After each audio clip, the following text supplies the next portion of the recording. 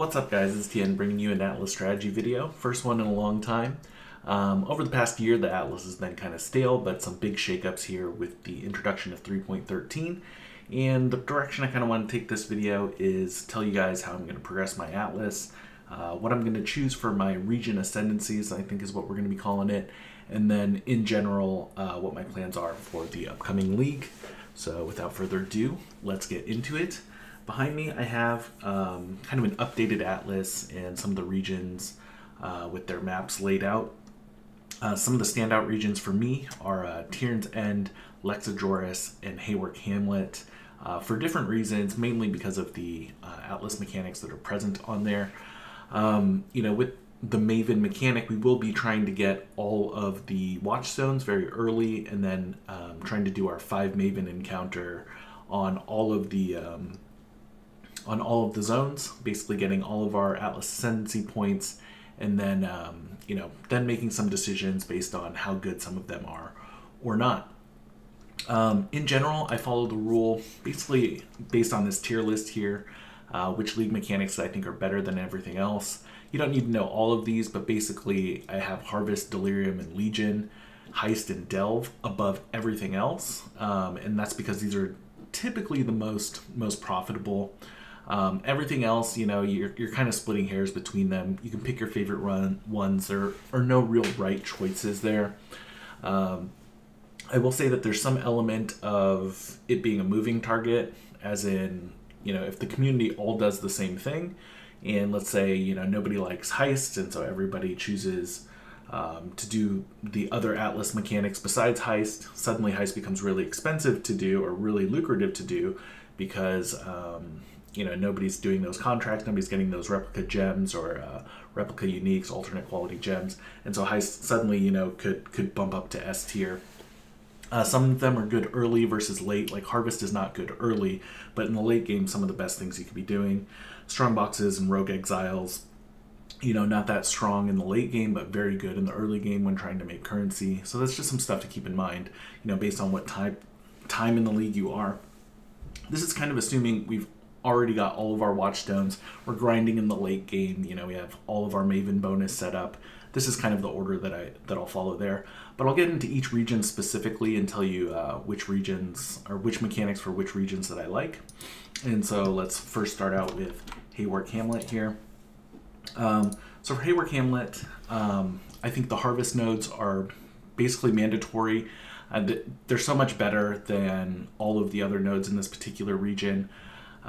In the beginning though, I might consider doing some of these June ones over here. I think they're profitable to do. So, you know, I have Harvest, better than Betrayal, better than Essence, better than Beyond. You know, Beyond is really fun to do, and so I'll personally probably be picking the Beyond nodes. But in terms of currency, there's much better options in this zone if you're trying to make currency in the early and late game. Moving on to thi3n's End, this is, I think, one of the best regions on the Atlas. So I mentioned earlier, you know, thi3n's End has really great maps in this zone. And since we're kind of incentivized to run 10 different maps in the zone, you want to make sure you pick a zone that has, you know, a lot of different, you know, good maps that are all different. Fields and Desert Spring are in here, which are ones that you do for your Pantheon powers. So, you know, these will always be kind of popular maps. Anyways, the mechanics that I think are the best here is Delirium, and then Bestiary, and then Invasion, and then Abyss. Abyss, I think, you know, I have it as F tier, just not a really great mechanic, or maybe I have it as D tier, but yeah, it's at the bottom of D tier. I really just don't think Abyss is a good mechanic. This one in particular is the worst of the two.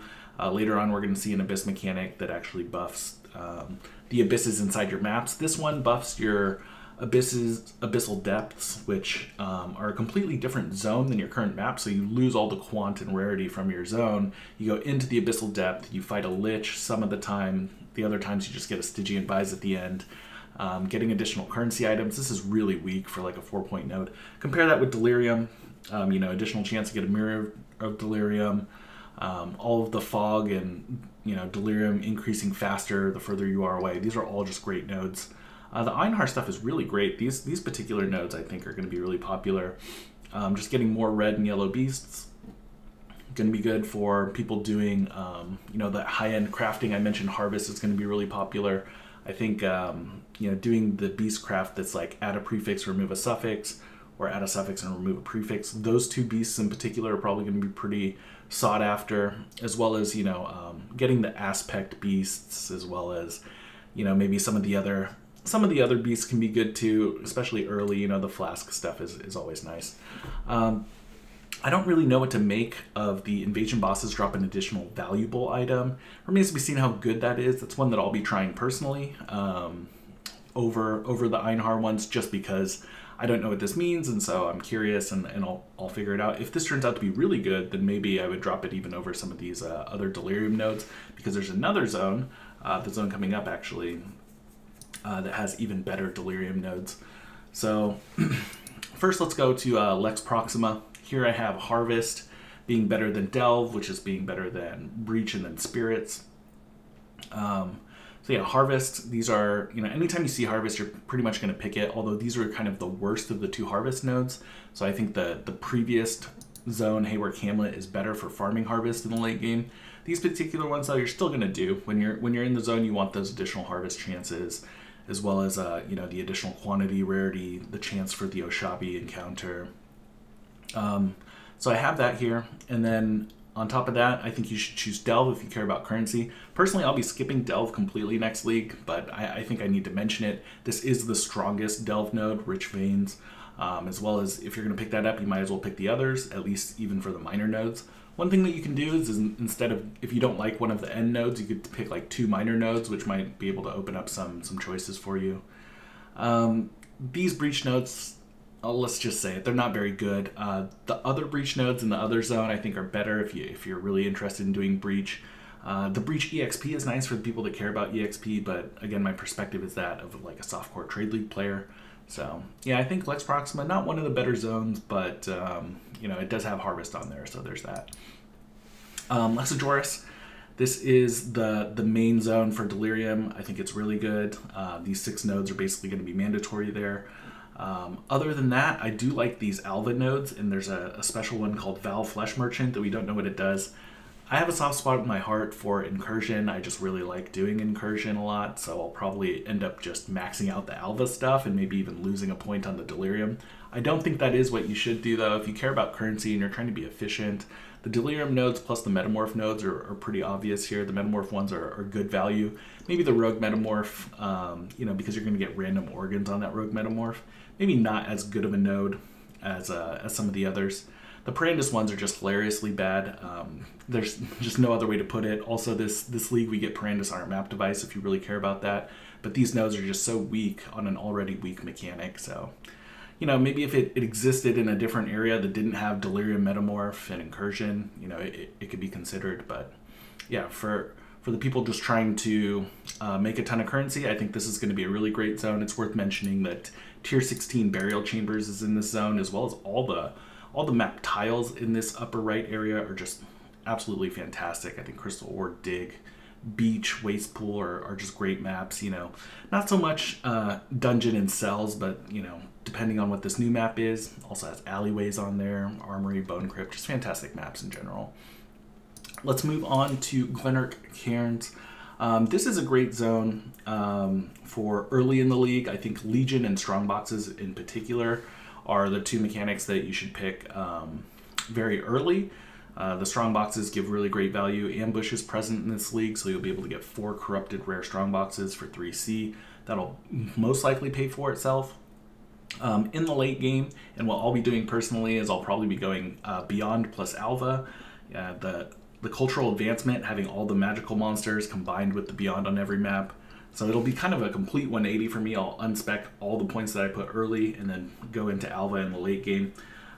This just makes your temples really nice and easy. You know, you'll be able to swap up your rooms and keep the levels that you earned previously, as well as sometimes getting an additional upgrade to the room.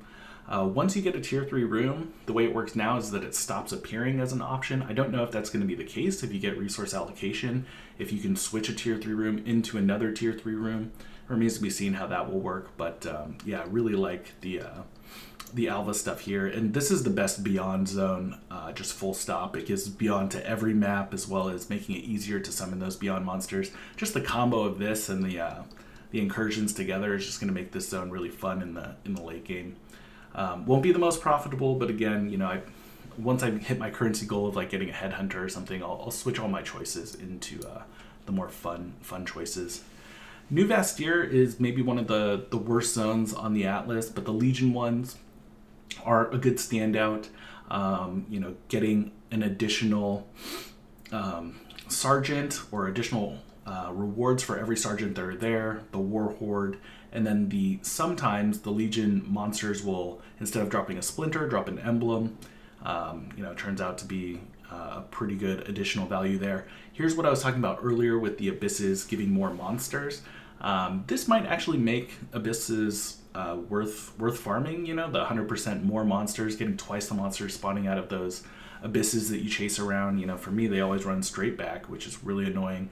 But then you get the Trove that is still in the area, which can contain your influenced items. You know, it keeps all of your map mods in there, so the quant of your map gets multiplied by the quant that's going to be inside the votive horde here. And then +3 monster level means you get some really high item level stuff. So that's probably going to be your choice. If you want to go Prophet, you go Legion, you go Abyss. One thing that we don't know is how good this Rogue Trader node is. We don't know what rewards are. If it's similar to like the Sergeant rewards, it'll be, you know, just you can get Blight Oils, you can get Breach Stones, you can get whatever from your Rogue Traders. But how many Rogue Exiles are you really getting? The node before it will add a Rogue Exile for every 2 mechanics that you have currently on there.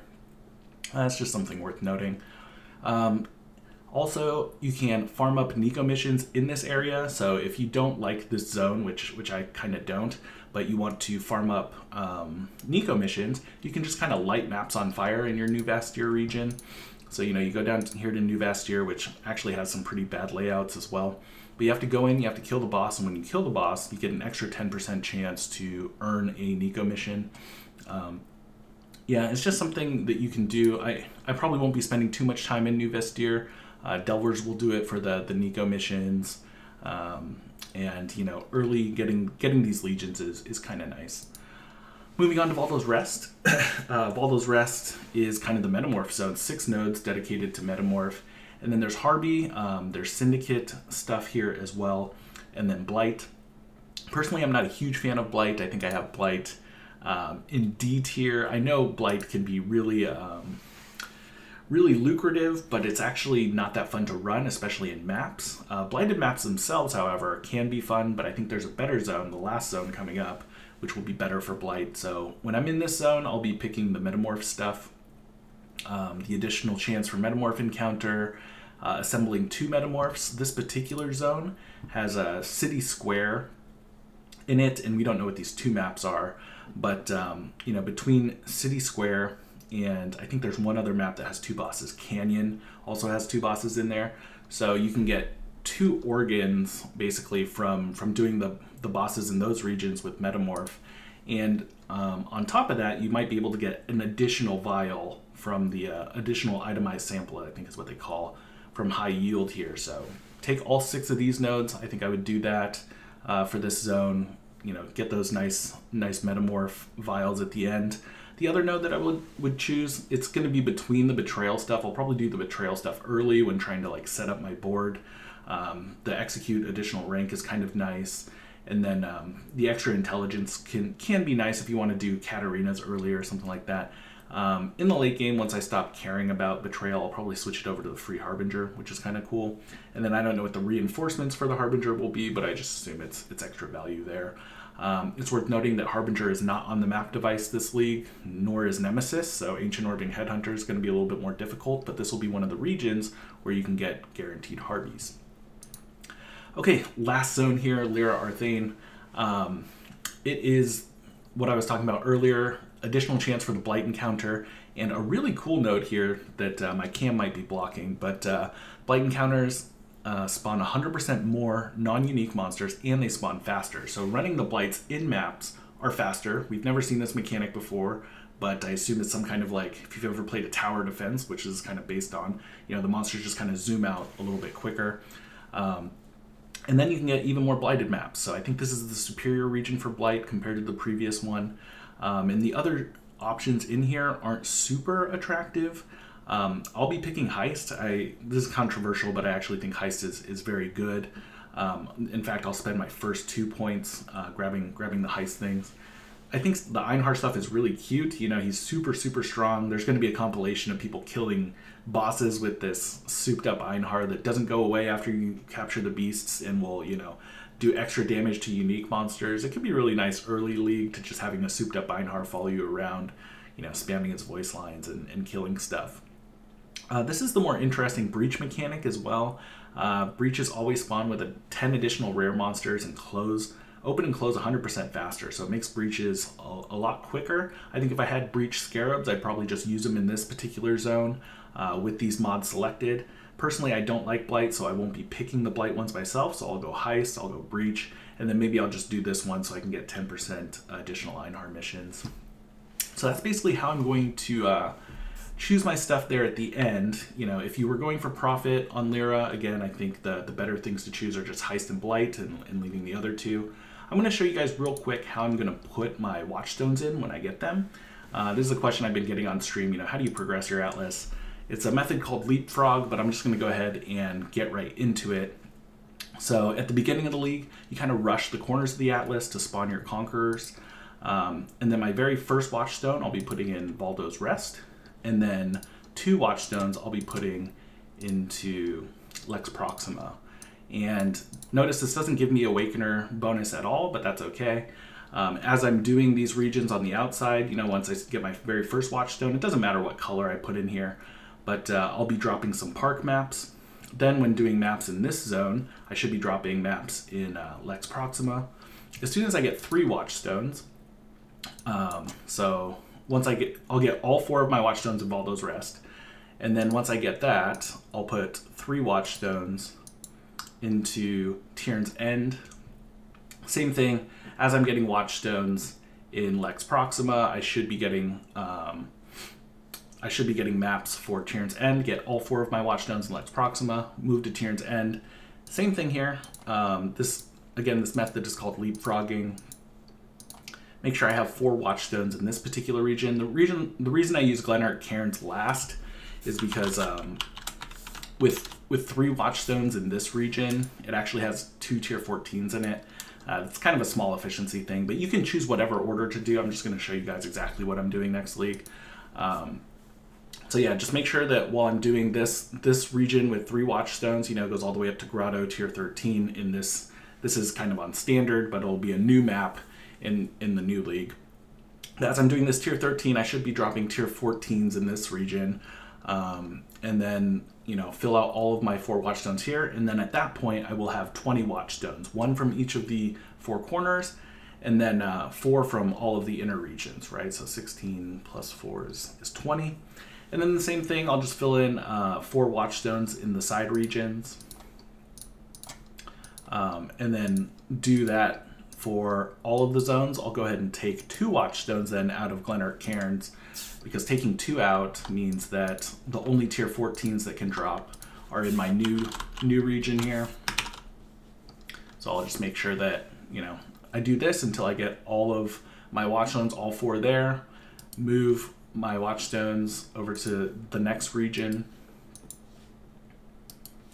and get all 4 watchstones in New Vestier, and then likewise for all the other regions. So that's how I'm going to approach my atlas early. It kind of gets you a way of rushing your atlas very early. You know, you can put in watchstones just for Awakener bonus in some of the other zones. You just need to make sure that it doesn't cause tier 14s to happen. So, you know, you can see here that once I put 3 watchstones in the corner region, some of these become tier 14, so that's not what you want. So feel free to get value from your corner regions, you know, to raise that Awakener bonus, but then make sure it doesn't go over tier 14 when you're hopping around and getting them all. So once I have all 32, then I'll be trying to get all of my Maven, you know, 10 invitation fights, I think is what they're called, and then get those custom watchstones for each of the regions, roll those, and then get to farming our atlas. This has been a long video. I'm sure you guys are going to have questions. Feel free to stop by on stream and ask me those questions, and then feel free to leave comments in this video as well. I wish everybody good luck in 3.13 Ritual League, and look forward to making some more PoE content. Thanks for stopping by. See you next time.